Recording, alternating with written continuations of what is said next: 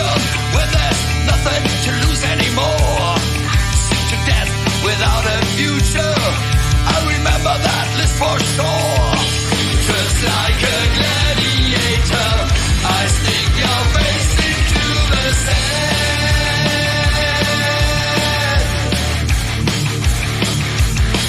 Like on an album cover of an 80s metal band. Yeah. I won't do it with a gun. I really want to see them suffer. I'd rather use knives and needles. It'll be a blood massacre when they are lying before me, dry and yelling in their own shit and blood. I count all their crimes to them before I do the final cut. Just like a gladiator, I stick your face into the sand.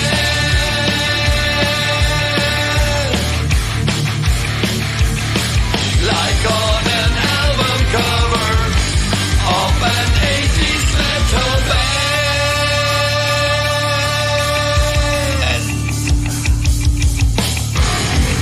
In my soul, covered by civilization.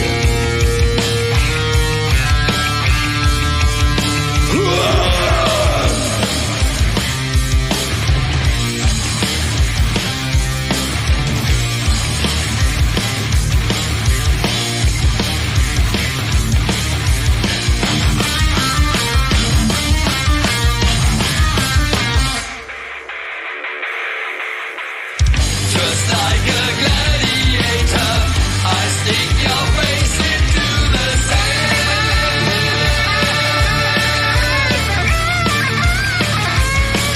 Like on an album cover of an 80s metal band.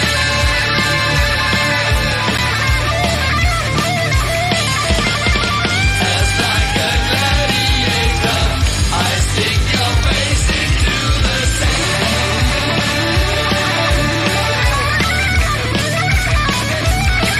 Just like a terminator, like a retaliator, a bloody album cover of an 80s metal band.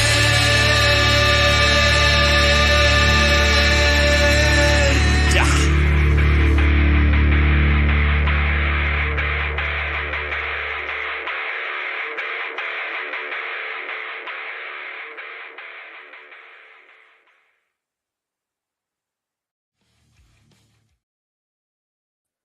SDI aus dem Hause MDD Records. Ich hoffe, dass der Ton jetzt passt. Ich hatte mich ja irgendein Problem vorher. Ich hatte mich doppelt gehört und irgendwie ist da irgendwas falsch gelaufen. Also habt ihr den Anfang gar nicht gehört. Gut, dass ich nichts falsch gesagt habe. Also, nochmal willkommen zu METALHEADS FOREVER, Show Nummer 564. Wenn ihr mich jetzt hören könnt, dann bitte sagt es ja, du hast Ton. Danke, Peter, dass du mich darauf aufmerksam gemacht hast. Ja, okay. 80s Metal Band, geiler Song, das passt jetzt perfekt zu meinen Gästen. Wer auf Doomig, Groovig, so ein bisschen Black Sabbath steht, der kommt heute auf seine Kosten. Sehr, sehr geile Band. Und der eine Gast, der Gitarrist und Mastermind, der war ja schon da bei uns am 28.11. Mit Cassius King. Und heute hat er damals schon gesagt, wie sehr er auf Tony Iommi steht. Und heute ist er da mit seinem eigenen Projekt. Und ich freue mich auf Patriarchs in Black. Aber erstmal die Musik dazu. Und zwar, jetzt gibt es erst einmal gleich einen Brecher. Und zwar als erstes gibt es von Patriarchs in Black Sing for the Devil und dann gleich live und in Farbe hier im Interview. Auf geht's, Freunde.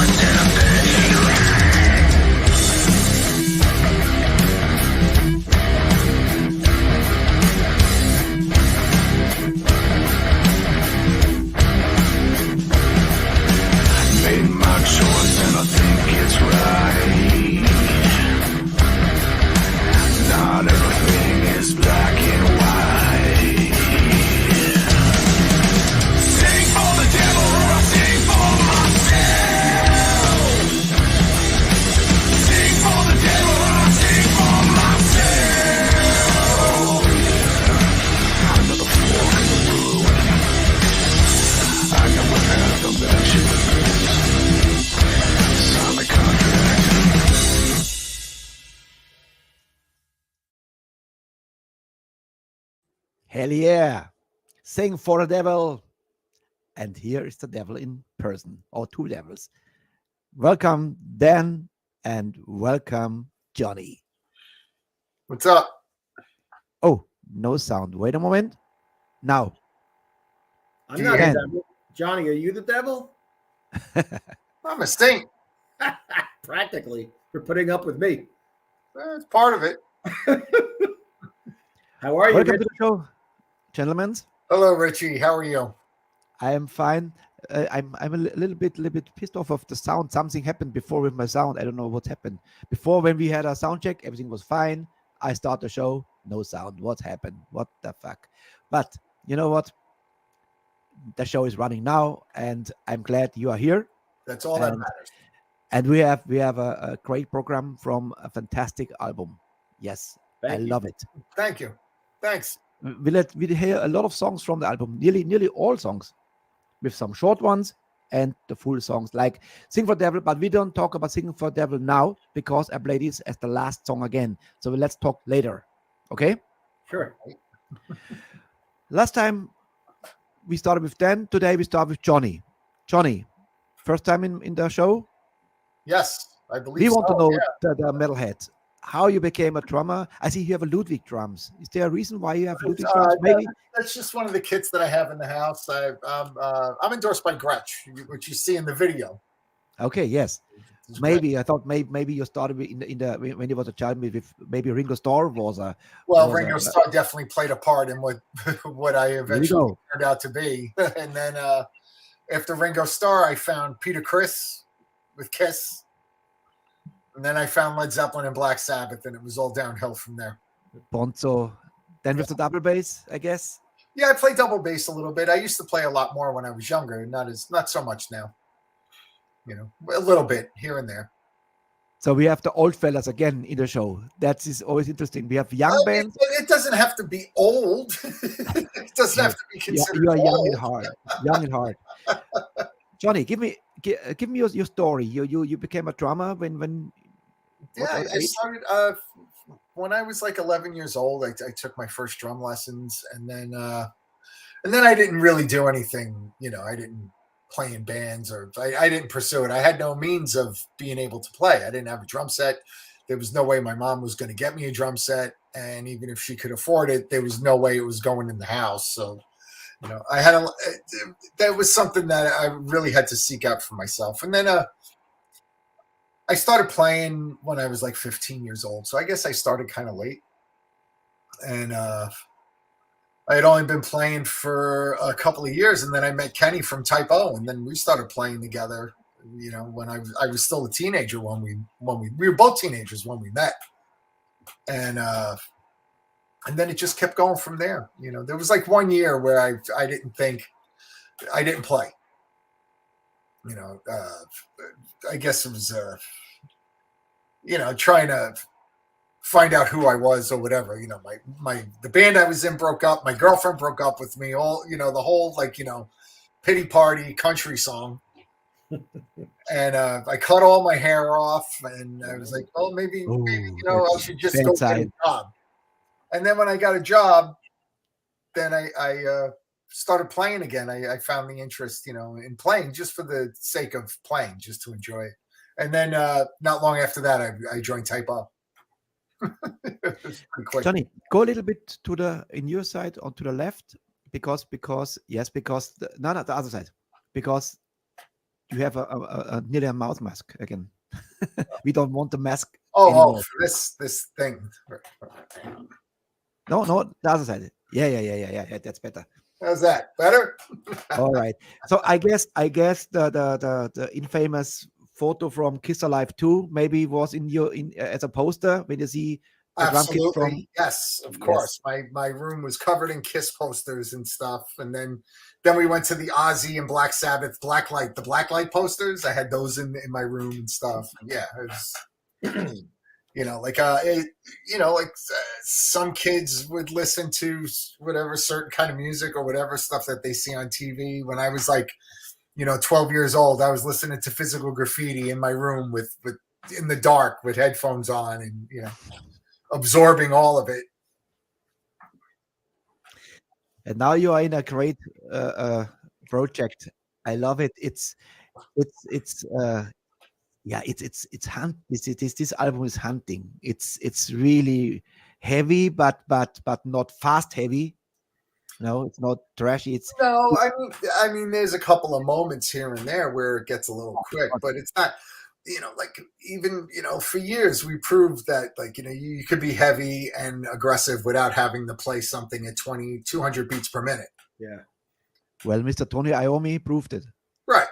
It's been going on for decades, and yes, it's it's like, it's one thing to be heavy, but it's like it needs to do something besides just for the fact of just something to be aggressive into, like, just, something to just smash furniture, something to listen to as you're doing that, it needs to have like a strong hook, like a well-written song is better than just something that's just flat out aggression.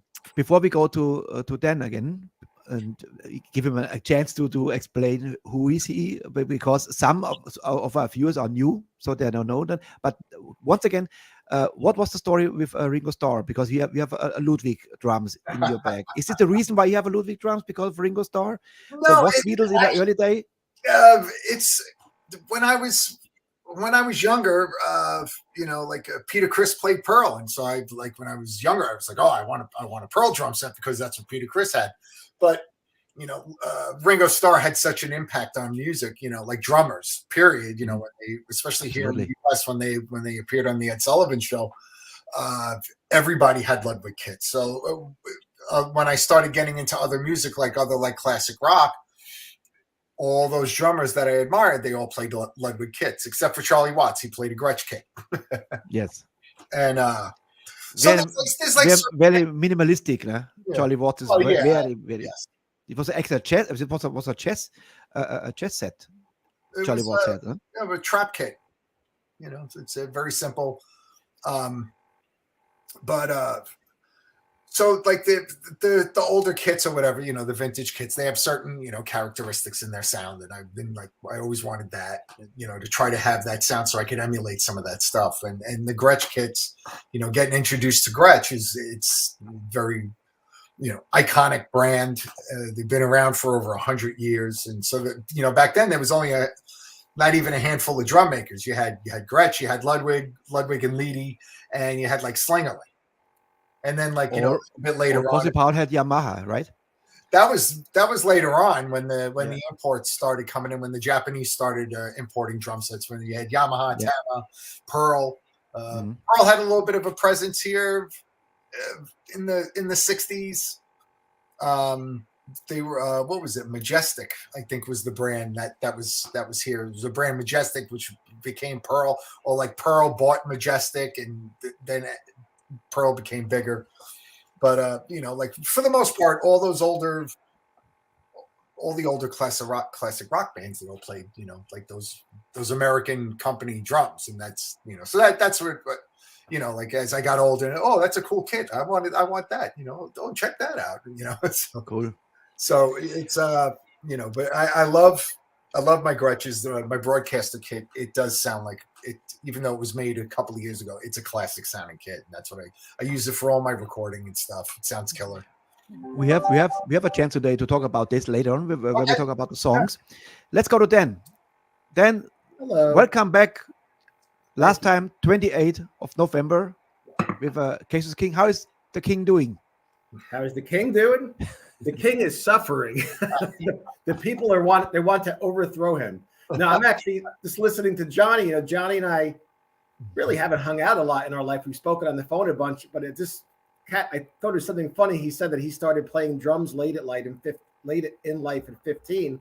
Exactly my feeling. I started playing guitar at 15, and I thought it was like I was too old to start playing, and I was actually embarrassed to take guitar lessons, Johnny.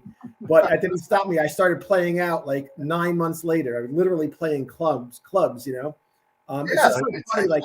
But it did feel like, like in my neighborhood with my friends and stuff, it felt like that I got started late. Yeah, and my best friend, Paul Smith, started playing guitar 2 months before me, and he took lessons. So I would ask him to tell me what he learned, and then he'd play an hour a day, and I played like 6 hours a day. So after a couple of months, I was better than him. He's like, screw it, I'll just be the singer of the band, you know. But Johnny and I, it's so funny, like some of the music, like I just picture him younger than me, and he grew up an hour away from me, and everything's so different. But it's like all the same bands, you know. Like it's kind of cracks me up, like. Yeah. You know, like we were talking about the Black Crowes the other day, and I don't know why I didn't think Johnny would love the Black Crowes, and like I love the Black Crowes. So that was kind of like the turning point, I guess. Like when I started going into more, like getting back to like classic rock. You know, like when I was in high school, it was all about metal, and you know, Metallica and Overkill and Anthrax and Venom. I loved Venom and Slayer and. Who else? Celtic Frost. I thought this afternoon. It's, somehow I this has grooved me into the day. I saw this great documentary, Murders in the Front Row. I just saw some of it last night. I haven't seen it. You saw it? I saw it this afternoon after I worked on this. The last documentary I watched was about Rick James. You must see the Murders in the Front Row. It's cool how everything came together. You know, it's unbelievable. From demo tapes. You know, now the biggest band in the world, like Metallica. You know, it's so cool. And even there was a gentleman in the documentary. He was in my show. Oh, very cool. For Blind Illusion. Very nice. And you know what's funny, Richie, is like I was like kind of those guys knew me and I knew them. Like they like I kind of had the same thing as Johnny. I was laughing too. Like between the original version of Hades. And then the version everybody knows, I had a girlfriend break up with me. My dad died. I got kicked out of my house. And like everything was, I had the pity party like Johnny had. And then I started a thrash band, you know, Hades became more of a thrash band. But it's just so funny how like, you know, I was on Metal Massacre 6. I could have been on Metal Massacre 3, but a lawyer told us not to do it. And that movie you're talking about, the documentary, like, you know, all those guys, I used to write letters to them as opposed to emails, you know, a lot of them anyway. Mm-hmm. It's funny, huh? To see how everything started and everything all these years turned later, out. it's crazy. All these years later, unbelievable. And then, you know, and then I finished the movie, and then I thought, damn, and I have another killer band today from USA, you know, and this, I love it, you know. So I was excited to see you again. So what's happened between 28th of November and now? Because you told me before, I remember, you know, today's show number 564. So a lot show between, a lot of shows since 2021 January. Wow. But I remember very well how important was Tony Iommi for you. Then really Ace Frehley started. Ace Frehley, yes, the Kiss. This is the Kiss connection, yes. Yeah, and you know I was never a great lead player, and I never really cared about that because I started like playing, and I would learn Ace, and I would learn Rick Nielsen and AC/DC. And then like Randy Rhoads came out, and I'm spending all my time like trying to get a buzz for Hades and answering fan mail and trying to get a buzz. And the other guys in the band, they're playing guitar. Like they have no interest in answering fan mail or going to the post office or trying to get us in magazines. So they're like playing twice as much as me. And I'm like, okay, so I'm not going to be Eddie Van Halen or Randy Rhoads. What the hell am I going to do? You know, the way it's going, everybody's playing. And it's like kind of worked out for me that I never became that good. But I didn't fall in love with Sabbath and Zeppelin. Unlike Johnny, I didn't even care about them until well after high school. Kind of after Hades broke up on our summer tour of 1989 is when I really started to get into Zeppelin and Sabbath. So it wasn't love at first listen, basically, for me. When I was a kid, right, we lived in a mother-daughter house. We lived in a 2-family house. My grandparents lived upstairs, and we lived downstairs. And my uncle was living, you know, this was before he moved out. He was still living at the house. And he played guitar. So I would like watch him practice in our basement and stuff like that. And then I found his Led Zeppelin records. My dad only had 2 Led Zeppelin records. He had Led Zeppelin 2 and Houses of the Holy. So that was the limit of my exposure to Led Zeppelin when I was very young. But then I found my uncle's records, and he had the whole catalog. And he let me borrow them, and I listened to them constantly. And when I started taking lessons from this guy, a kid that lived up the block from me, he was giving me lessons. And I went to his house with all the Led Zeppelin records. I was like, I want to learn how to play drums like this, and I handed him all the records. He was like, "Whoa, kid, you better slow down. It's going to take a while." Is this a reason why Zeppelin is on this album also featured? I don't know. It's just stuff like, just talking about music, and then be like, oh, it'd be cool to cover that. You want to cover that song? You want to try covering this? And like, Dan would make suggestions on songs. I'd be like, all right, yeah, whatever, and see what comes. Gentlemen, let's play some music first. We go to the part of Zeppelin, of course. And what makes this album so special? Because you have different singers for the right singer for the right song. This is special. The next song is "This Damn War," and let's play this song and let's talk about this damn war after, okay? Okay. Here we go. Attack.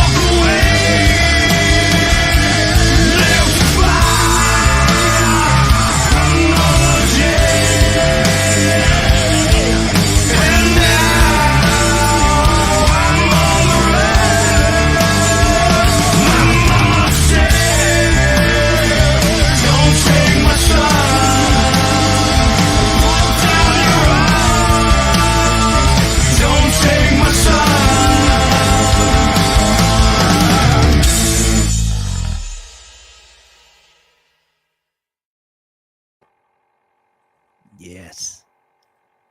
Did we lose Johnny? Yes. Johnny, here's Johnny. Here's Johnny. I hit a button by accident and left the page. Don't ever touch buttons, Johnny. Yeah, we have. Richie, I liked your intro to the song, Attack. Attack, of course. I love this. I love this groovy stuff. This is so Sabbath and Zeppelin. That's kind of like when Dan would send me, the songs that he was working on. That I was picking up on it. I was getting a very like Sabbath vibe from it. So I tried to channel my inner Bill Ward.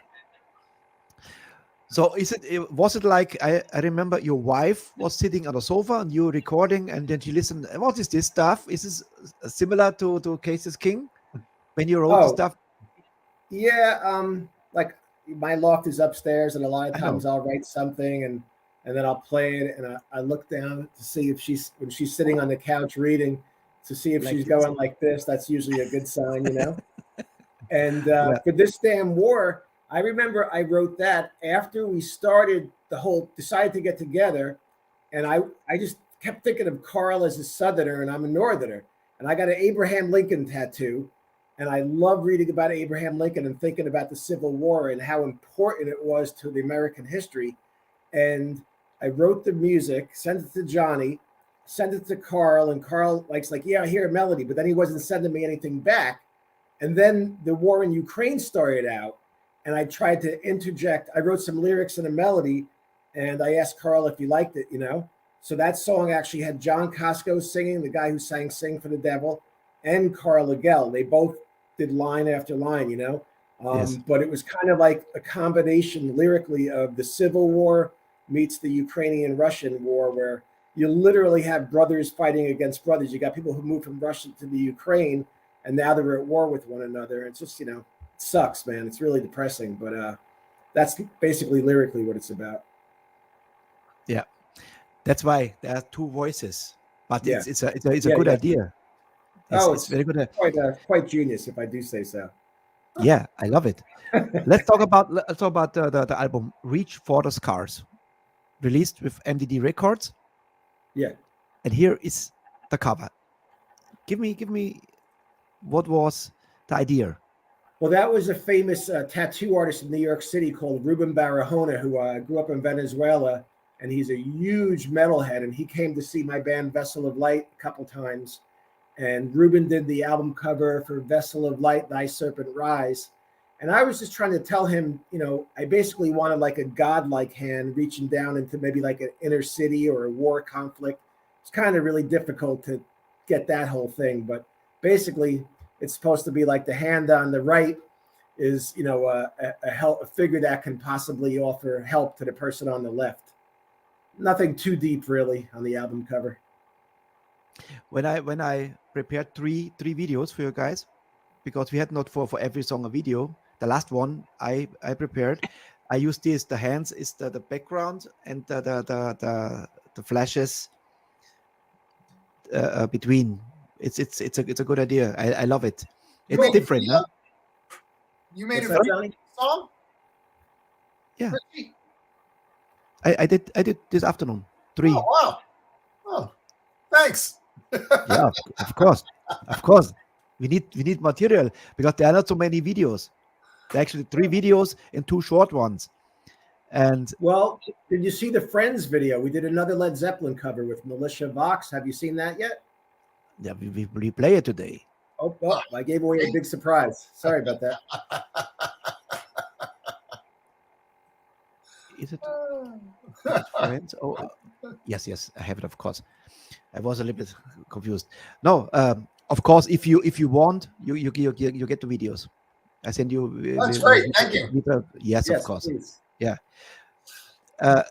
You said already what is. I put this away now. What is it all about? This damn war. It's a mix between Ukraine and the Civil War. Pretty much, yeah. Just, you know, brother fighting against brother, and the mothers don't want them to go. You know. Yeah. Let's go. Short version of the song. This was a video. I was hoping there was a longer video, but it's only a short version. But this show is also to show the people what is on the album, and it's a. Sure.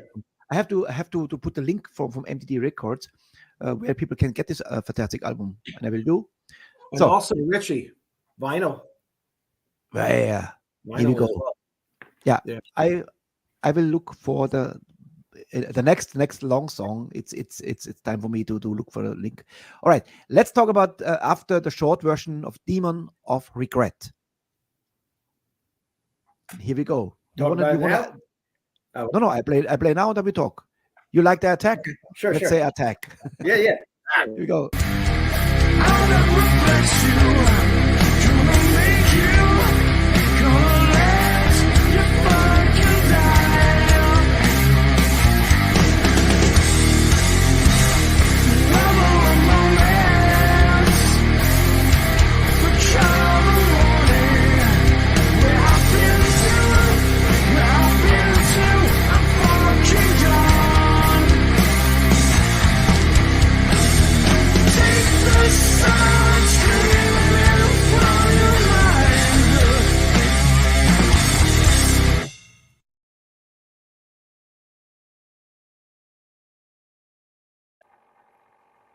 Why? Well done, Richie. You're hired. Yeah, that was just actually that looked really good. That great. Was just a promo for the first single, actually. Yeah, but there's no video. I was looking. There's no video. Where is the video? But gives us. We have two. This video, Demon of Regret, and I Am the Dog. But the rest we have long versions. So don't worry. Okay. It was that song. That was like the first song that we worked on, right? Yeah. First one we released, the first single, the first song that was finished vocally. Yeah, I was trying to remember when, like where that was, like, in the order. Yeah. On songs. And that was one of the earlier ones. It was the first. It was, right? It was the first. Yeah. First single, first song that we finished mixing, everything. I kind of forgot Dave Niebuhr played on that. I was thinking it was Eric J. Morgan, but that was Dave Niebuhr. Yeah, Eric didn't do that one. That was good. That was a cool song, actually. So all songs from the album you wrote first, then? The music always comes first for me, and because really for this project, I have to have something finished to give to the singers, and most of the singers prefer working like they want to hear the guitars with the drums. At least it seems like everybody kind of needs the drums to start singing. We have a guy on the next album who seems to be singing like with whatever you throw him, he'll sing over. But so everything starts with guitars, and like I told you before, Richie, in the old days, you used to always record the guitars with the drums, and nothing was really started until you got a proper drum track, and then you add everything on. But nowadays, I'm playing guitars first, and then I send it to Johnny, and then he does the drums, and then the singer sings on it. You give them some ideas from vocal lines, or you let it open? Well, the song "Sing for the Devil" and "This Damn War," I wrote everything, the melody line, the lyrics, and everything. But all the other songs, the singers wrote their parts, except for obviously Kashmir. Jimmy Necco did not write Kashmir. Robert Plant did. But so what happens a lot of times is like a singer will tell me like, I just don't hear anything. So I'm like, all right, I'll make a little video of me singing something.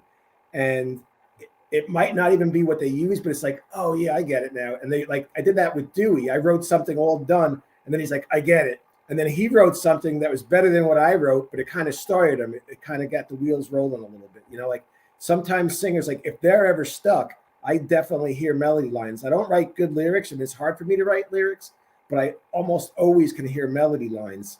But if they need my help, I love doing that. But if they don't want me involved, I get that as well. Cool. Yep. I must say I was blown away. This is so cool stuff. If you're in the right mood, it's like say hunting. The sound, it's attack. Yeah, it's doomy. It's want to attack. Attack, of course. Johnny, you don't hunt, do you? Me? Yeah. No. I couldn't bring this. I could hunt people. I couldn't shoot an animal. Of course not. I'm with you on that, brother. Totally.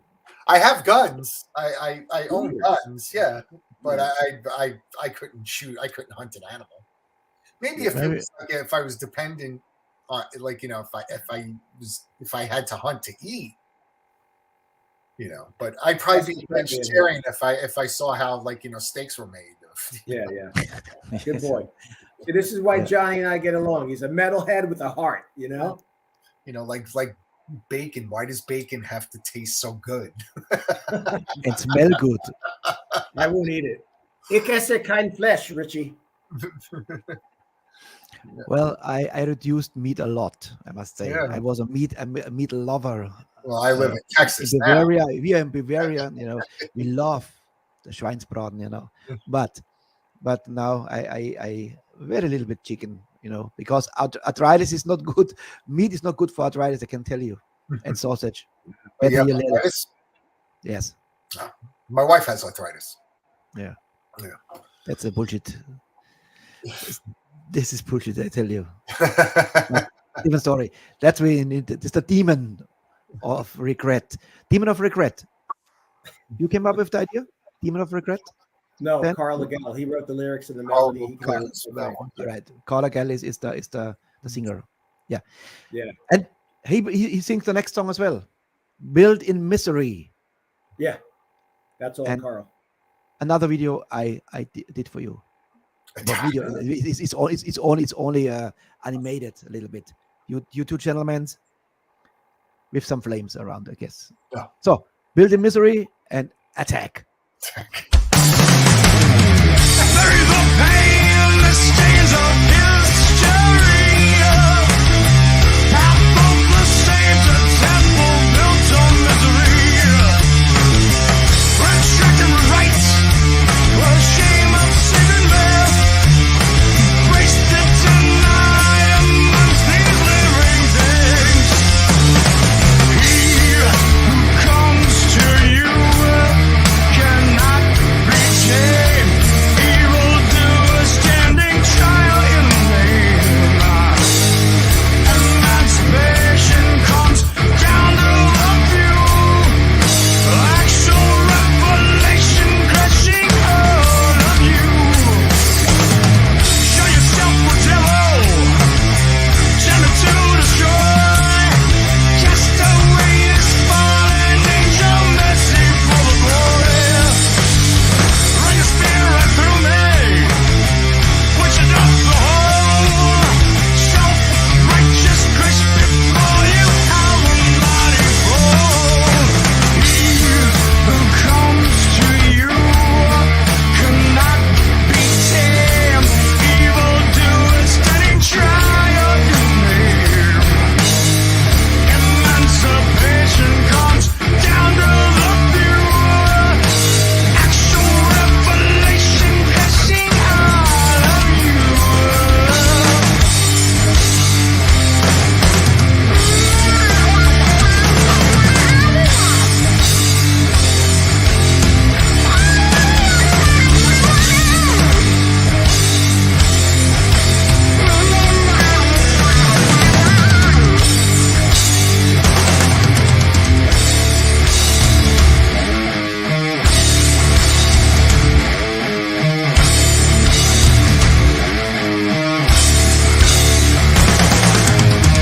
Bury the pain, the stains of history.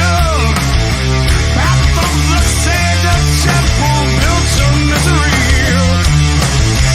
Restricted rights, the shame of sacred death. Embrace the denied amongst these living things. He who comes to you cannot be tamed. Evil doers standing trial in vain. Emancipation comes down to the few. Actual revelation crashing out of you.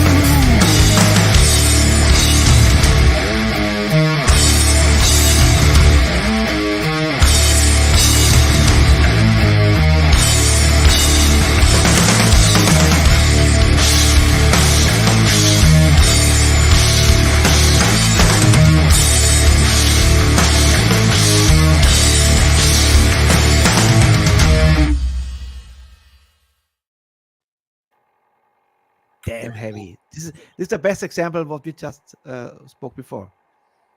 Must not be fast, but it's Yeah. punchy. It has an attitude.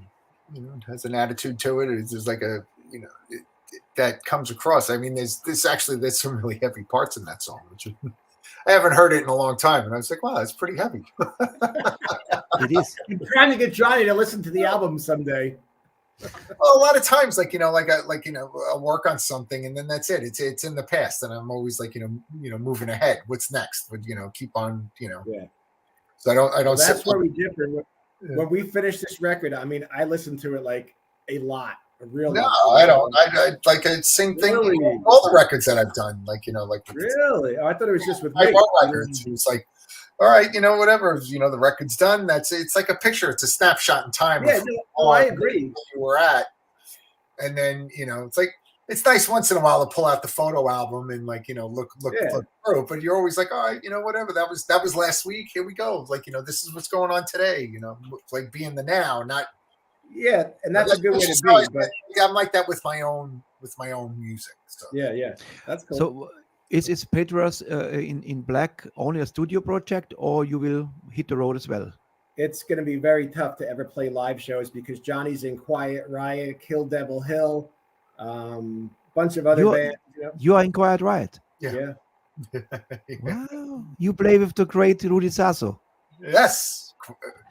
Please Very often. give him the email address. I'm a fan of Rudy Sasso since this was actually my favorite bass player of all time. Yeah, one of mine too. It's pretty crazy when I look over and go, hey, that's Rudy Sarzo playing bass. I'll be on stage playing it. Hey, that's Rudy. That's fucking Rudy Sarzo. Holy shit. Damn. He's never played with anybody of name before Johnny, though, Rudy, Like I feel bad for him because he's stuck with me now. Like he's had this whole career of doing all these amazing things, and now he's stuck with me. And he must look around, look at these. What happened? Then it's okay for you when I talk a little bit about Quiet Riot. Yeah, fine. Yeah. No, I mean Yeah. I stand because how was this? Everybody knows about this set ending with Frankie. How was it when the very first time you played the iconic songs and well when it because first the shoes started, to fill is hard, huh? When it first was happening, really I didn't think much of it at the time because they were coming to Texas. They were playing where I lived. Mm-hmm. In Dallas, and so I knew that Frankie was sick at the time. He was sick and he was going in for treatments and stuff. So, I play in a band called Hookers and Blow with Alex Grassi, the guitar player from Quiet Riot. So, speaking to Alex, I was like, "Hey, I know you guys are coming to town." I was like, "I'm going to come out anyway. Does Frankie want me to help him out? Help him out, setting up or whatever, just to help him out so that he can keep his energy." And save his energy just for the show, because I know that the chemotherapy treatments are punishing. Yeah, and so he asked Frankie about. Frankie was like, "Yeah, it sounds like a good idea." I was like, "All right, great." And I had mentioned to Alex, I was like, "Look, if the situation ever comes up, which I was like, if the situation ever comes up." And Frankie needs somebody to cover for him. I was like, I'll fill in, thinking that it would never ever happen ever, because you wouldn't think, how's Quiet Riot going to play without Frankie Benally? Needless to say, 2 days before that show, Alex calls me and says, we need you to play. And I was like, oh, okay, all right, I'll do it. And then the minute I said okay, I was like, this is a terrible idea. Oh my God. But I said yes anyway, and so then I played the show, and it was we got through it. I was I had 2 days to learn the set, and I was just learning how the songs. I mean, a lot of it I was familiar with because a lot of the songs are very popular, but I hadn't played these songs or listened to them in a very long time.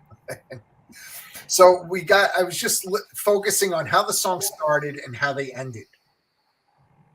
And I was like, the rest of it, I can kind of whatever, I can cheat my way through it. And, and we got through the show without any major train wrecks.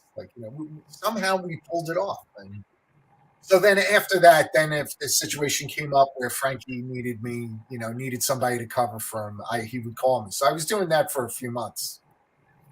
And then when Frankie passed away, before he passed away, he was when he was getting all of his affairs in order, he was saying that he wanted the band to keep going, and that he wanted me to do it. He wanted me to be the drummer in Quiet Riot, to take over for him. You know what I saw today? After I saw this Murders in the Front Row, I saw like a tour diary from Jason Green. This was the episode Monsters at the Mountains. Oh, okay. And you played there then? Yeah. It's just crazy. Yeah. So I saw you today actually, because this was he's the tour manager from Yeah. Yes, right. So, damn, here we go. Yeah. So that's what I've been doing, and it's it's pretty busy. Now it's getting busy again. It kind of slowed down during the holidays and stuff, but now it's picking up, and we got a pretty good schedule going with more dates being added as we go on. So that takes up a lot of my time as far as like being able to tour with other bands like Patriarchs of Black. Did you get a lot of heat? Because I know some hardcore Quiet Riot fans, and without Kevin DeBrove and well, I mean, without Carlo, with any band, there's always going to be a bunch of haters. Yes, and for the most part, like they, either they're really dead set against it, or they're like, very supportive of it. And they're like, wow, like, like whatever, it's great that Johnny's doing it, or, but I don't care what they think, But you wasn't in the documentary from Quiet Riot, from Frankie. What about it? No, you was not in the documentary. No, the documentary was done years before. Yeah. This was heartbreaking. Especially with this one singer. It's a good doc. Like, I love the documentary is really good. I mean, even if you don't like Quiet Riot. I've never seen the bad band documentary. Like, I don't love Rush, and my wife loves them, and I'll watch the Rush documentaries. I'm like, those guys are nice guys. Like, I root for them. They're such nice guys. Like, I was so bummed when Neil Peart died, not because I was a fan of their music, because he was such a nice guy, Yeah. But yeah, like with the Quiet Riot one, even if you're not a fan of the band, that's a good documentary. Oh yeah, like the story itself is really interesting. It's pretty intense, and especially like if you play in a band, you can really identify with what they're doing and what Frankie's trying to do and stuff, and it was. Well, it reminds me very much of Lips of Anvil. This started this with the documentary stuff, and he determined to make it, and Frankie determined to keep Quiet Riot on the road, and this documentary shows how hard is it to find the right singer, to be the voice, because Kevin DeBrove had this iconic voice. You like it or not like it, but he had this voice. He was very polarizing. He was a very polarizing character and a very outspoken. I remember as a kid, loving Quiet Riot, and then I was like, I can't stand this guy. Yes. Richie and John, I got to tell you, I went to see Johnny with Quiet Riot a few months ago, maybe end of last year, and Jizzy Pearl sings the shit out of great. Quiet Riot songs, like unbelievably well. He does a great job. And that stuff is not easy to sing, whether you love it or don't love it, but it is not easy to sing, and he nails it. It is like to sing that set, to sing for Quiet Riot. It is a demanding job. For sure. And also to feel this, Frankie Banali has a powerful drumming style. Yeah. Powerful. Yeah. It reminds very much. Yeah, Bonzo. He has this punch, or the Cosy Powell punch. Yes. This was also he was a hard hitter, and you are also. So that fits. It was like well, Frankie was one of my influences when I first started playing. And you see, the world is a little town. Yeah. Let's play music. A short version of "Who is the Dog" from you two guys. Road Dogs, maybe. You two guys. You're the dog? Okay, I'm the dog. In short version, attack.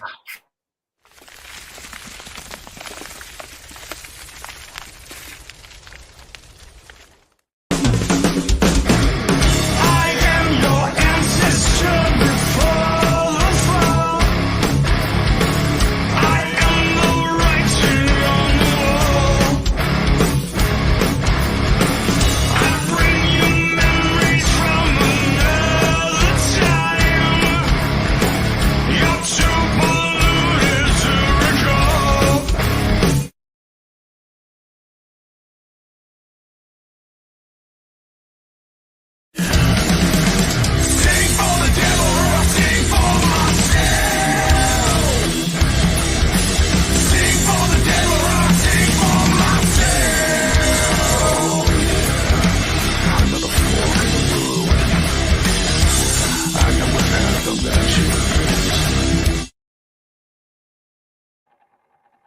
Damn, I didn't realize you are also in Danzig, type O negative, or you said before. Yeah. Quite right. That's big names in the business. Holy On shit. paper, it looks pretty good. On the way to the bank, damn. Yeah, a little different. Yeah, Peter Krause says, rip Frankie Banali. Yes. There you go. We agree. Yes. Yeah. Yeah, I mean, luckily, like, I was able to become friends with Frankie, throughout the years. So, like, getting to meet him, getting to hang out with him, and, watching the band, I saw Choir I play a few times throughout the years and stuff. And, yeah, he was a cool guy. I guess a lot of it was like, I guess that New York kind of attitude. He was very much a New Yorker. Like, even though he didn't live in New York for decades, he was very much a New Yorker. And, so we got along, very well. We weren't, I wouldn't say that we were best friends, but we did. We got along very well. And, Well, you was a competition. You're a good drummer. No, I never saw it. There was no competition. Like, there's no way. I'm not at that league. He is. He's It was a joke, my friend. I give me a little bit because I am such a huge fan of Rudy Sasso. Is he this nice guy? Like you see him, he's like so well spoken, so soft spoken. He is. I mean, he really is. He's like one of the nicest people I've ever met. That's what He really I is. thought. He really is a sweet guy. And he's always pretty calm. Like, when we're traveling and stuff, things go wrong and, like, shit hits the fan, and he's always like, oh yeah, all right, we'll get it sorted out. Like, he always has this calm demeanor, and he's always polite to everyone. Everyone that encounters him, he's always polite. I mean, like, you can't take him anywhere. Like, we're at an airport and stuff, he starts attracting a crowd. Like, people come over.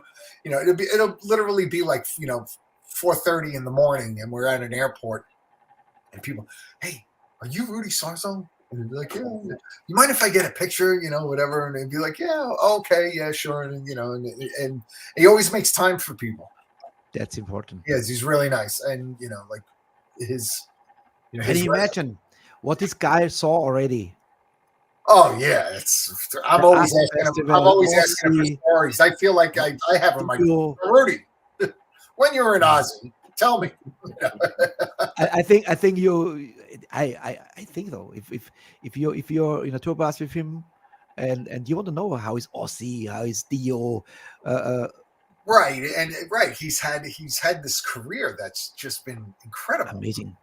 And so I'm like, I'm always like, all right, enough about that. Tell me more about Tommy Aldridge. He's a beast. Holy shit. This man is a beast. I did ask him, though. I was like, did you ever get to play with Cozy? He never did. He never played with Cozy Powell. But I did ask him. I try not to be too much of a fanboy with him, like to... he's just trying to relax and enjoy, like, just have a moment of peace. And I don't want to sit there while we're having lunch. So, Rudy, tell me about, like, the time when you were white thinking, blah, blah, blah. And then when you were with Dio, what's Dio? Yeah, he was in Weizsäcker as well. Does Dio really eat food, or does he, like, live in a dungeon? That's a career, huh? Yeah, it's incredible. But at the end of it too, like, all the things that he's been through, all the success that he's had, like he's been doing this at a high level for 40, almost 50 years. No, 40 years, right? Over 40 years. And he still manages to be like, like this. He's not bitter. He's not jaded. He's just a really nice guy, like to have that. He has this very, like, positive attitude, towards anything that goes wrong. Like, he'll find the good in it. And nobody can take away from him that he was the only one, number one in the charts. Oh yeah. Yeah. Nobody can take this away. This is the first debut metal record to hit number one. Yeah, that's huge. And this opens the door. I mean, I'm wondering his house. You went to his house. You see this gold. I dropped him off at his house one night. Yeah, but, I think he has a lot of gold records from all the bands he played. I'm sure there's a few on his wall. I'd imagine. He's got a couple. He definitely. I think it's time. It's time for enter the world of Led Zeppelin, because this is a full-length song now and a video. Mm-hmm. And on the mic is Jimmy Knecko. Knecko is the right word? Knecko? Correct. Yeah. Yeah, Neko or Nico? I always call him Nico. Okay, yeah. Oh, Mecca. Neko. Yeah. And I'm wondering why you choose this. Another Italian from New Jersey. Yeah. But great version. And called I love it. And this is the legendary song Kashmir from Led Zeppelin. Say it. Attack. Yes.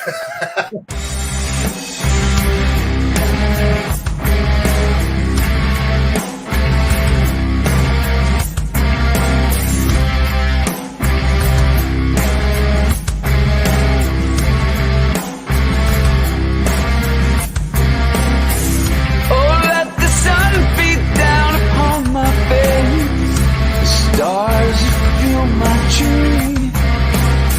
I'm a traveler of both time and space. Be where I have been, to sit with elders of the gentle race. This world is seldom seen. Talk of days for which they sit and wait. All will be revealed.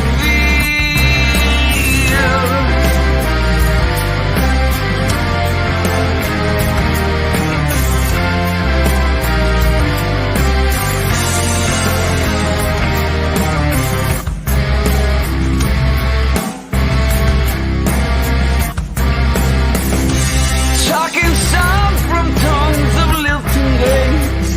Sounds caress my ear, and not a word I heard could I relate. Story was quite clear.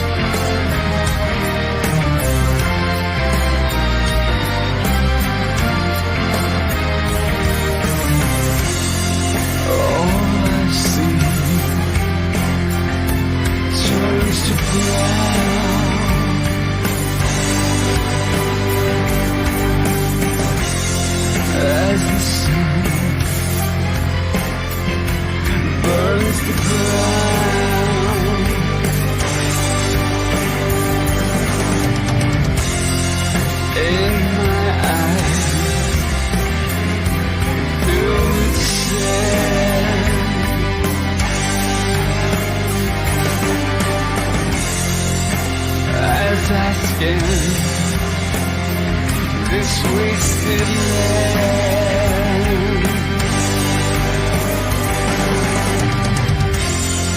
Drive back the way I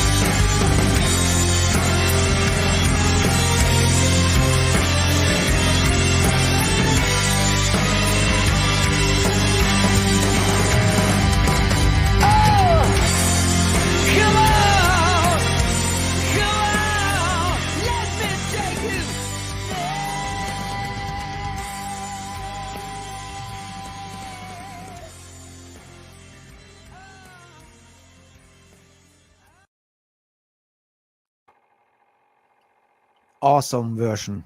Love it. Thank you. Thanks. And the video is amazing. There's a lot of editing. Who did this video? My buddy Jay Bones. Give my regards to he's a maniac. There's a lot of editing. Holy shit. And Yeah. fits so perfectly. Cool. Glad you love it, man. Thank you. I'm glad you like it. I love it. I was impressed today because I do video editing all the time and also and saying, holy shit, this is somebody who spent a lot of time for editing. So easy in time, in rhythm and all this different stuff what he found. Amazing. Cool. Thank you. I thought it was a cool song. Like before we did it, we were saying like we were again we just come up in conversation and it felt like it was like one of those songs like we were saying like nobody really covers that one. That's true. And so then we were like, let's give it a shot, see how it turns out, and we were able to get Jimmy Necco to sing on it. We got Eric Morgan to play bass, and it just came out huge. And Eric did the strings and stuff like that, and it came out pretty cool. Kind of kept it close to the original. Like you can't. I think that song you really can't go too far off from. No, cannot. There, but he has this the style of Robert Plant, but he's not try to copy him. Right, he's not right, exactly. He has his own style, and but you hear it would be different if he would sing like Rod Stewart. Then it would be completely different with off. That's like one of the things. Like we've done a few covers and stuff, and it's like trying when we some of the people that we've had like track some of the covers that we've done. It gets like that where they're trying to copy what was there, and it's like, and I'm always like, no, I want you to sing like you. Yes. Like when I hear what we're doing, and then it'd be like, oh, this would be a good singer for this song, and then they'll come back, they'll send us the track back, and it'll be like them trying to sound like Robert Plant. And be like, no, I want you to sound like you, like do it your way. Like, if you wrote this song, how would you sing it? Yeah. That. So when you started this project with this album, Reach for Us Cars, what do you say with Reach for Us Cars? It's not like Reach for the Sky or what? No, it's Reach for the Stars. Yeah, it's a play on words off Reach for the Stars. It's funny. We got one review that thought it was a stupid album title, and everybody else thought it was like genius album title. But thought it was stupid. They always come up. You think it's stupid? No, I'm fine with it. I like it actually. I thought it was pretty clever. Yeah, it's always like when I'm like hanging out, I'll just hear something on TV. Like when I was in nonfiction, the movie "It's a Wonderful Life" came on. I'm like, oh my god, nonfiction! It's a Wonderful Lie. That's the perfect name for our next album, So it's funny. It's like have just enough titles to make it for a cool album title. There's never any extra album titles, Reach for the Stars. I like stuff that's clever and sarcastic. I love sarcasm. So the next one might be Patriarchs in Black 7, just to be sarcastic. Yeah. That's a good idea, Johnny. Huh? You wrote me, and I will go. Oh no, we have one video between. Okay. Yeah. I wasn't sure if you knew about. Okay. No, of course we have it here. Okay. Of course, prepare. Johnny was in Quiet Riot. I don't know what you know. Yeah, but I didn't know he was in typo negative, and I didn't know he's in Danzig because he was the only guy. And stupid me, I researched from John Costco, from Carl HL, and Dewey Bragg. Yeah. Now we talk about Dewey Bragg. Okay. Great singer as well. Dewey's awesome. And, yeah. Yes. And That's this is and I had to choose some songs. It's always hard because maybe it's not your favorite, but I say what song really I like very much is like Building Misery, of course. And this is the song Mourning This Life. Mourning This Life. You want to say Attack again? You say it. You know what? You say it now. Mourning is life. Attack.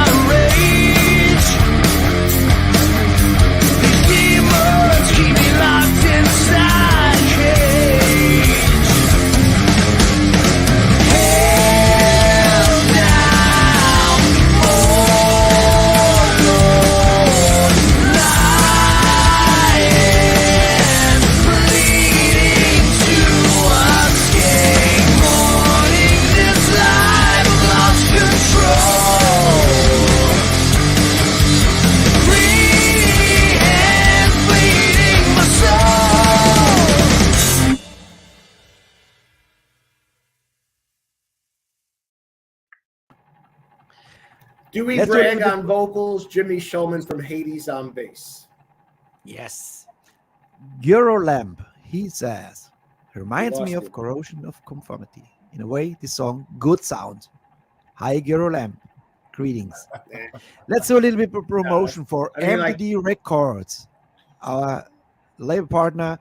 Here is something for you. It's a Patriarchs in Black Reach for the Scars bundle, CD and T-shirt for €22.99. Get it now. It's a great gift. It's a great gift, yes. And with Easter coming around the corner, what better gift? Yeah. I don't know if you give Easter gifts out by there. Fuck the Easter eggs. Buy the bundle. Ja. So, lieber Kai, lieber Markus von MDD Records, ich mache ein bisschen Werbung für euch und wir wollen, wenn es geht, ein geiles Fanpaket für unsere Fanclub-Members. Okay? Wir können erwarten, dass die Jungs von Amerika das schicken. Wir wollen es von MDD Records. So. Ihr da draußen kauft es. Geil. Geiles Album. Kann ich nur empfehlen. Und Shirt. 25 Euronen und ihr habt gleich ein geiles Merchandise von unseren heutigen Gästen, Patriarchs in Black. Very cool. Thank you. Thanks. Give me some a little bit. Let's say. Sorry, A little bit what? A little bit a story about mourning this life. So who is mourning? So I just want to say, when it sounds a little bit like corrosion of conformity, Johnny's statement in the press release was all roads lead to Black Sabbath. I feel like I was Dan from Hades, and then I was Dan from Nonfiction when I discovered Led Zeppelin and Black Sabbath. That it's all my music has sounded like, Black Sabbath a little bit more than any other band that came, after me. This is a song that, when I first wrote it, I'm like, man, I don't normally write songs like this. This is very chordy. Doesn't sound like me, because usually I play notes, I feel like. Except for the middle section sounds like it could have been, nonfiction sort of. But Johnny, Dewey's the only singer on the record that I'd never met in person. I've only spoke with him on the phone. Dewey is Johnny's singer in the band Kill Devil Hill, and he's phenomenal. And Johnny hooked that one up. Yeah, I play with Dewey in Kill Devil Hill, and Dewey's a phenomenal singer. He really is, and at that point, like when we were working on this, he was already finished with the next Kill Devil Hill record. So I was like, I just reached out to him. I was like, I was like, this would be a good song for Dewey to sing, and he hit a home run on it. At first he wasn't really sure, he was kind of second guessing, like what to do, or and then Dan helped him out, and then he came in and he crushed it. Dewey's got one of these voices. He's like he's from Jackson, Mississippi. So he's and there's like this kind of like gospel-ish vibe to like the way that he sings. And it's got a lot of soul to it. And I was like, I gotta have him on this record. Have him do a song on it. I'm glad that we got him. I wanted him to sing the Zeppelin song.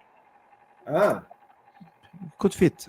Yeah, I wanted him. I was like, because he doesn't sound like Robert Plant at all. No. But I was like, Dewey, if Dewey could do what Dewey does, it could be really cool. And it hasn't worked out yet, but I'm going to get him on a Zeppelin song. Oh, okay. You know why I chose this song? Because the riffing, right in the beginning, this hard riff, it was different to the other songs. Say, wow, this is groovy. That song is that's like a straight up rock song to me. Yeah. Yes. Sure. For the drums, the influence that that I got from it was from the Stones. Really? Yeah, Bitch from the Stones. Interesting. I never would have thought that. It kind of has like a similar approach. The riff isn't the same, but it felt like it kind of had that vibe, like the song Bitch. Wow. Yeah.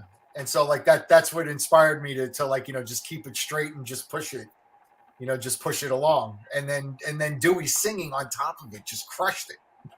Did you ever try to copy Charlie Watts' drum style with this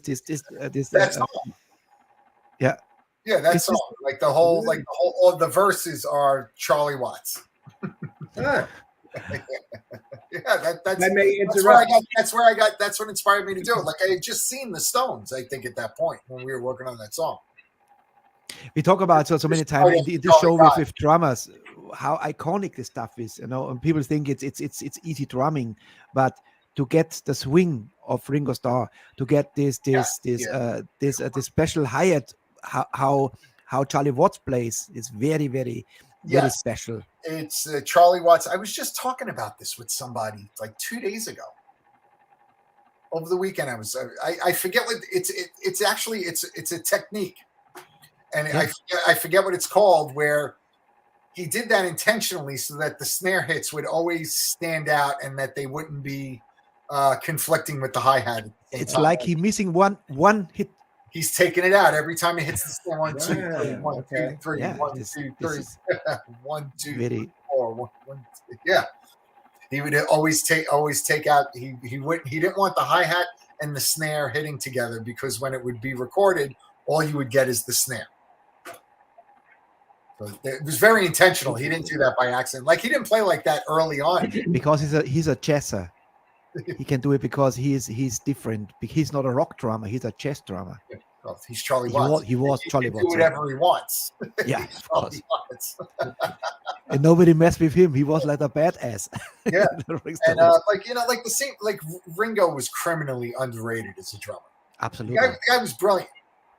You know, like the things that he was doing. There are some videos on YouTube when subtleties. world class drummers analyze the drum style of Ringo Starr. You say, no, he was the badass drummer. He was like, he really was. Yeah, And he was, like, of course. Especially when it comes with Revolver on this time, when he out of the pop songs, when he was more the groovy stuff. Yeah. Yep. Yeah, it really was. It's really like, you know, like for stuff that was like, you know, like the, you know, whatever pop songs and stuff. His whole approach to the drum set was totally unique and totally different. You know, like it wasn't just your standard, you know. This is definitely today a drama show. This is something for drama. Very cool. Johnny, it's a pleasure to have you here. You know, this is legendary already. Holy shit! I mean, his strumming was just as important, I think, just as important as anybody else's contributions in the Beatles. You know, he may not have written the songs, but he gave the songs gave them life. You know, like I couldn't imagine, like, you know, taking like a more complete player set, like a Neil Peart or a Mike Portnoy or something like that. Like, you know, they would have been absolutely the wrong ruined character. Yeah, it would have been bad for those songs. And Ringo was the guy. Ringo was the guy, and today Johnny Kelly is the guy, and Dan Lorenzo. Dan's the guy. Dan is, yeah, you're the guys. I'm happy to have you here. It's a legendary show again. Holy shit! Now we play the song. It's the newest release. Yeah, and it's the difference. This is now the different side of Patriarchs in Black, with a female vocal. Yeah, first time, and with acoustic guitar. Mm-hmm. So it's completely. I think we don't do this attack now. That doesn't fit with attack now, because we do it soft, like a gentleman, you know. Well, it's like this song. It has a vibe to it. Like when Dan had suggested, like, you know, doing this song, it is an odd song to cover when you think of like Led Zeppelin's catalog. It's you know, it's not like, wow, every band, like, you know, we got to cover Friends. Because they can't figure out how to play it. It's weird tuning. And I got to give Johnny credit here. It was the only song in my life that not only did I record it once, the guitars, not twice, but 3 times I had to record it. Johnny's idea was, really there's no real drums in the song per se. And Johnny said, I recorded it once, he's like, slow it down. So I slowed it down a little. Then he's like, slow it down like a lot. So I really slowed it down, which thank God it made it a little bit easier to play. The song is a weird tuning. It's some odd fingerings going on, but always one of my personal favorite Zeppelin songs, like probably my top 5 Zeppelin. I love the song. Led Zeppelin 3 is like, you know, that's like my number 2 Zeppelin. Yeah. That's my second favorite. Just the most evil sounding Led Zeppelin song, I think. That and In the Light maybe.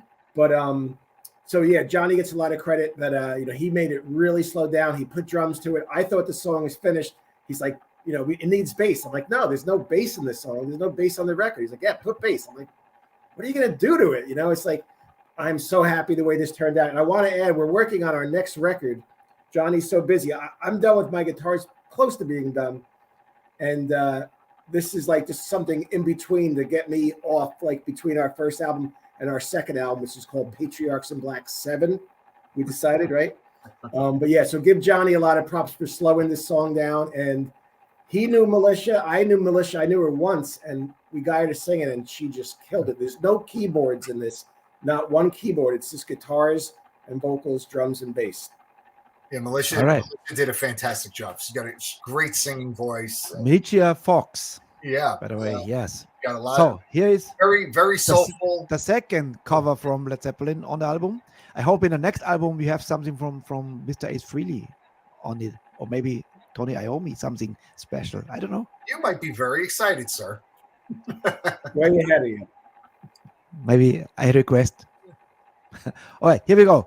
Patriarchs in Black, second last song. We have one more. The first one once again. And then you tell me about Sing for the Devil. This is a killer song, by the way. Sing for the Devil is killer. And this is the one. It's also because it has a woman and she sings great. Here's Friends, the version of Patriarchs in Black. Attack, if you want.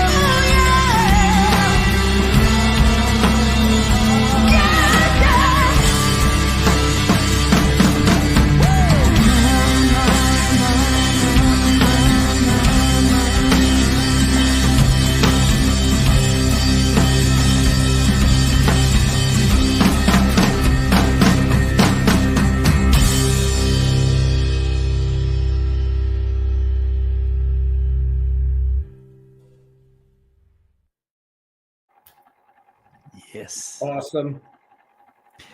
This is the female Robert Plant. She could sing. Yeah. She's got a great voice. Absolutely. Yeah, I was really, really happy when we were able to get her on. I want to check something. We are nearly done. We have one more song left. Okay. 1 hour, 32 minutes. Perfect length. We need a picture. Then he knows already how it works. Need a picture. You make the signs. I press the button. This is the picture then for Facebook and Instagram. Yes. Raise the horns. And attack. Attack. No, wait. I have to press the button one more time. Attack. You need to hold a little bit because I have to press the button then. So, and again. And. Yes. And. All right. I need a message. You remember then? Yeah. Yes. We always collect messages from our guests. I think this is an unedited version. Let's see. I admire this gentleman. For me, also one of the legends. Let's see. Hey guys, this is Marco Mendoza, and you're on Metalheads Forever show with Richie Newton, my buddy. This is a great show. Stick around and support it as much as you can, and we will see you on the road.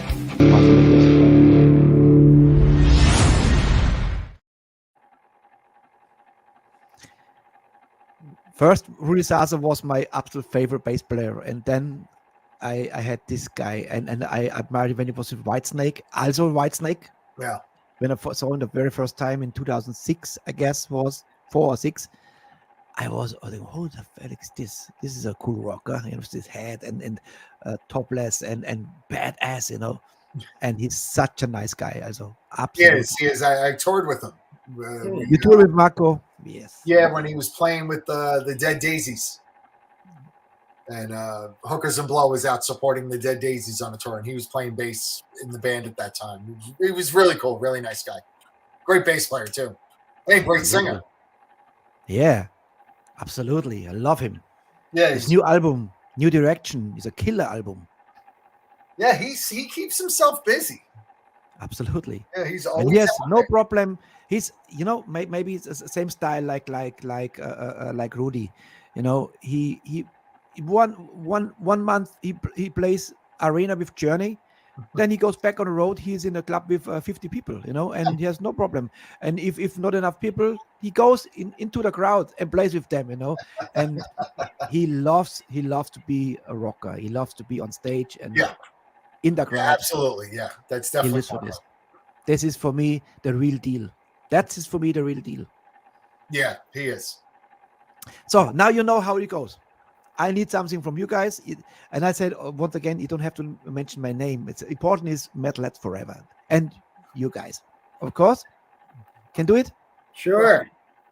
We'll do it. I get rid of me. Wait a moment. I'll start, Johnny. Mm-hmm. Okay, whatever. I can edit. And if it's cool, I'll let it. Okay, so attack. You're watching Metalheads Forever. This is Dan Lorenzo from Patriarchs in Black. And Johnny Kelly, also from Patriarchs in Black. Richie, thank you. Metalheads Forever. You're welcome. All right. We nearly done. We have one more song, and this is the first song, which is actually is my favorite song. I love Sing for the Devil. Has a drive, has a good chorus, and great song. Give me has a little bit of bite to it. Yes, it is. It's cool. It's heavy. For me was the perfect start to the interview and the perfect ending. Okay. Then so give nice me playing it twice, bookends, right? Like bookends, one and the other. Yes, I like in a concert. We go in high and we go out high. In the middle, we can dive. Yeah. That's what we. So then, I Johnny, the last time Danny was here on the 28th of November 2022. He told me when he writes song, his wife was on a sofa actually behind him. He was upstairs. He playing, and she says, "Honey, this sounds cool. Do you like it?" So like this, so something like that, maybe. Something. If you blame your love song, we have a little Techtelmechtel. Dan, give me the story to Sing for the Devil. I remember I wrote the riff. I was really excited about it, and it was really simple and it was really short, but I didn't want to change it. I just liked it being that short. And this is one of the few songs. I was driving in my car and I sang "Sing for the Devil." I'm like, oh, that's not cool. I'm like, I go to church and everything, like, what does that mean? Like, and I kept singing, "Sing for the devil," or I'll sing for myself. So I'm like, oh, I know what I'll do. I'll have the typical story of the guy that goes down to the crossroads, and the devil wants to sell him his soul for fame and fortune, but this guy says no. I'll be stuck home working for painful pleasures, selling tattoo supplies, and I won't be famous because I'm not going to sell my soul. So basically, the guy in the song doesn't sell his soul, or the guy in the lyrics anyway. Just kind of like a little twist on, the typical, the guy selling his soul for fame and fortune, because they always end up regretting it. And it's kind of like a synonym for my life. Like I never went to college. I don't know how to put a tie on. Like I was never going to be a corporate guy. You don't know how to put on a tie? No, I don't know how to put a tie on, man. I mean, I really don't. I think My I wore grandmother taught me how to put on a tie. See, nobody ever taught me. My dad died. I was so young. I guess somebody put one on for my dad's funeral. But, everybody was worried about me. Like my mom's friend that came from, a nice town in Bergen County. Like, you're going to have to support him his whole life if he doesn't go to college. And everybody was worried. And to me, like college is almost like the devil. For me, it would be the devil, not for everybody. But it's just funny how life turned out so good because I never sold my soul. Like when I was really poor, Richie and John, my mom once called me and I was living in a 1-bedroom illegal apartment in Clifton and I had no money for food. And my mom said, you could go on welfare. And I'm like, Mom, I said, I'm not going to go on welfare and take money from people. Like, I'm trying to be in a band. It's not like I'm disabled or I am stupid, but I'm not that stupid. So I wouldn't take money from the government, even though I was probably entitled to it, because that would be kind of like the devil. You shouldn't take stuff that you don't really need. So that's my story to end off this interview. It's no different story to my story because I was I don't know, was it stupid or when I discovered Bon Scott, AC/DC, I thought I will be a rock singer and I became a rock singer with all the Stones in my way, and I don't know, maybe when the last day arrived, maybe I can say, what, it was worth because I lived rock and roll and not only go in a job to have the money, and it's a hard decision, but in the end of the day, you have to say, was it worth? What is more, the house or the money in the bank or what you experience in life? Yeah. I think like there's a little bit of different. There's like the difference I've noticed, like in Europe. And like here in the States, you live to work. In Europe and like other places, you work to live. Like, you just do your job and then you go and you live. And that's, that's what drives you. Like, but like here, it's all about living to work. And you just got. Or in America, let's say rock to live. Yeah. And like I've tried to, with my kids, like, my daughter's about to graduate college, and I would try to tell them, I would always tell them, I was like, I don't have any retirement, I don't have a 401k or anything like that. I said, but I got some great stories. I got some great. I will tell my daughter too, because next year she's 18 next year and she starts studying. Right. She's got 17 next month. And I will say, I have no money, darling, but I have stories. Yeah. So yeah, thank you very much. Well, my daughter probably was not impressed with that. Your daughter doesn't care about your stories. Like, not what she wanted to hear. But you did this to Mama? Oh, it was. What I tried to do was try to, tell them, I was like, I'm sure that I could have done something that would have been where I could have made more money in life. Like, but I was like, I chased my dreams, and so it's like, you have to be careful what you wish for because, sometimes you get it and it's not exactly what you expected it to be. I was like, but, I was like, to me, like, winning the game is like, like when you wake up in the morning and you're excited to go to work, and when you do a job that you love, Yeah. You know, That is different. right. And it's like, you know, you're not sitting there. I said, you can have a great job and it's not going to mean that you're going to be happy. I said, you can have a great job, make a lot of money, and you're still going to be looking at your watch and going, is it 5 o'clock yet? Because I can't wait to get the hell out of here. To wrap this up, Johnny, you started this to tell me you had no money or your parents had no money to buy a drum kit. Now you have a great Ludwig drums behind you. So you did something right. I did okay. I have a roof over my head. So yes, me too. That's important. And then as well. Then our Peter, he's the guy who calls for the beer. I hope you like German beer. And I do like German. Ihr da draußen, 3 haben wir schon Biere hochgehaut. Haut Biere raus für unsere Gäste. Peter, he looks like beer like this now. You get beers. Heli in Munich gives you Munich beer. Very, very cool beer. Högi, let's say who gives more beer. This is the last round for you guys. So that's a lot of beer. A lot of beer. There are more coming. Don't worry. There are more coming. Does anybody drink water over there, or that's illegal? This is vodka or not? Here. This Frenchie gives you a round of beer and some vodka as well, or whiskey, whatever. That was and my more beers. More beers is coming. I see already. Georg, unser Schorsch. Schorsch, jawohl.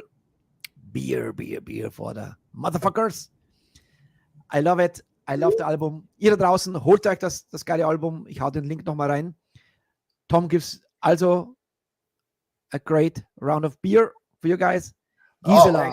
I'm looking. Gisela, I'm looking at the comments. She's close to 70 or 70 already, and she's in the front row, mostly. Front row. Gisela, yes. Awesome. Yeah, she loves metal. Yeah. Nice. Yes. Thanks, Richie. Thank you so much. Thank you, Richie. Appreciate it. Every time, of course. All right. And thank you. This was Thanks, guys. Patriarchs in Black. Here, Sing for the Devil. I salute you. Take care. Till next time. Bye-bye. Bye. Thanks.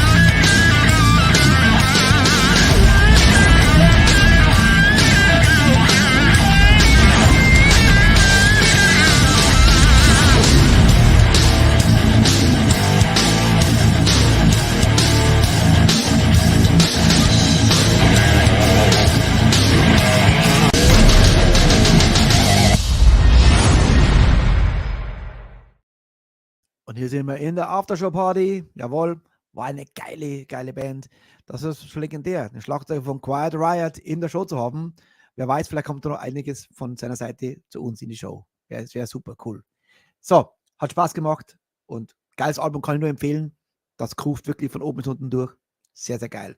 MDD Records und wir bleiben gleich noch beim Label. Jawohl, die nächsten 2 Bands sind von MDD Records. Und zwar auch 2 Bands, die zu uns bald kommen. Die nächste Band kommt nämlich am 27.04. zu uns und zwar Insanity.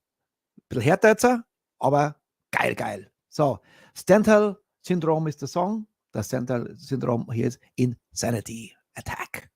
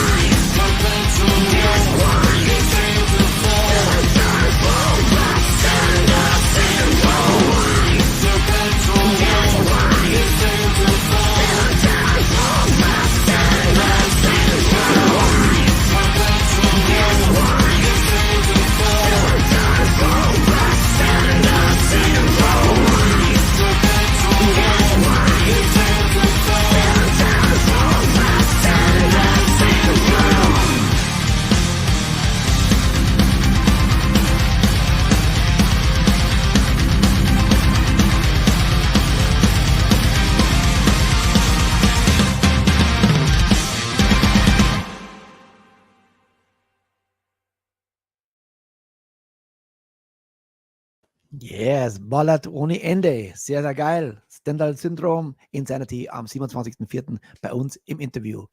Greetings to David Rees. My brother, how you doing? Congratulations to your great shows in Switzerland. Saw the pictures and some videos. Very, very cool, my friend. Yes. Very cool. Love it. So, liebe Freunde, die nächste Band, die kommt schon nächste Woche. Genau, und nämlich am 22.03.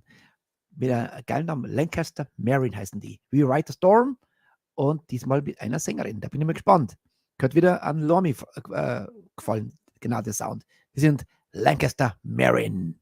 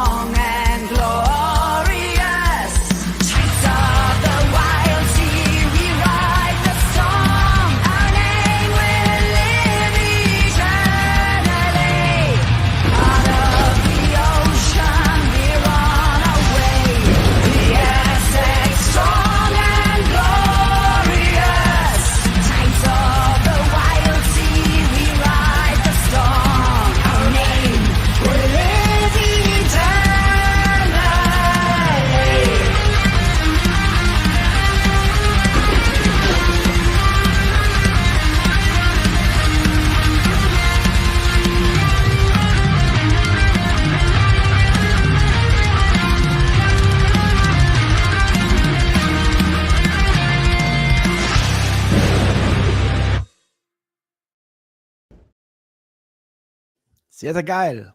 We Ride the Storm, Lancaster Marin, nächste Woche am 22.03.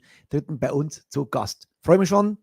Coole Band und gebe recht, hat ein bisschen Running Wild Touch, der Song. Sehr cool. So, morgen, liebe Freunde, wieder mal was Spezielles. Die zweite Sendung oder Serie war Covers of the Beast. Das ist eine Idee von mir, dass wir einfach Coverbands vorstellen. Morgen gibt es wirklich die komplette Sendung Covers. Auch in das erste Nummer bis zur letzten alles Covers. Und zwar verschiedene Stile, wie man Metal, wie man Motorhead, Iron Maiden, Kiss und Motley Crue und. Und die Band morgen ist Kicks, 80s Metal. Sehr, sehr cool. Ist sehr, sehr, sehr geil. Die machen richtig, richtig Attacke. Aber bevor ich den rausschmeiße, das Spiel, danke, dass ihr dabei wart heute wieder. und sorry, es war wieder Englisch, morgen sprechen wir Deutsch. Und der Herr Degener von Axis hat sich schon angekündigt, mit Video sogar schon, und freut sich auf morgen. Bin gespannt, wen er mitbringt. Vielleicht die ganze Band, keine Ahnung. Auf jeden Fall ist es eine Killerband morgen. Kicks, freue ich mich drauf. Wird mit Sicherheit. Und die Aftershow-Party wird auch cool, kann ich gleich sagen. Also einschalten morgen. Morgen gibt es mal nur Songs, die ihr alle vielleicht sogar schon habt aus Platten oder kennt. Also geile Coverversionen morgen. So, und den Rauschmeister macht heute Abend die Band Scar for Life. Strike Down ist der Song. Ich sage danke fürs Zuschauen. Danke für die Likes. Danke für eure Kommentare wieder. Wie immer, sensationell. Und morgen wieder ab 20 Uhr. I salute you. Gute Nacht. Hier sind Scar for Life und Strike Down Attack.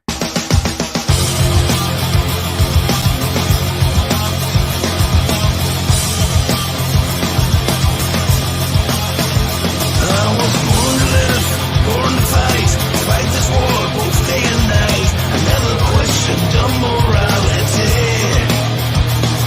I keep it plain, I keep it raw. I take my gun, lay down the law. You feel and see the fear in your real face.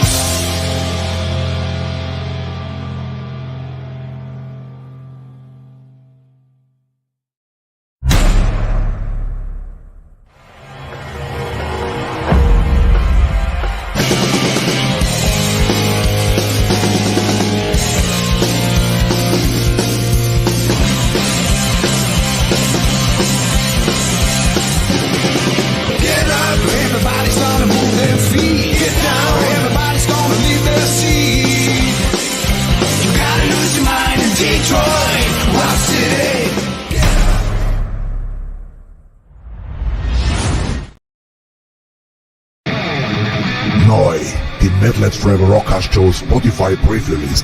Hier könnt ihr schon mal reinhören, welche geilen Bands euch erwarten in diesem Monat. Die METALHEADS FOREVER Rockcast Show Preview-List on Spotify.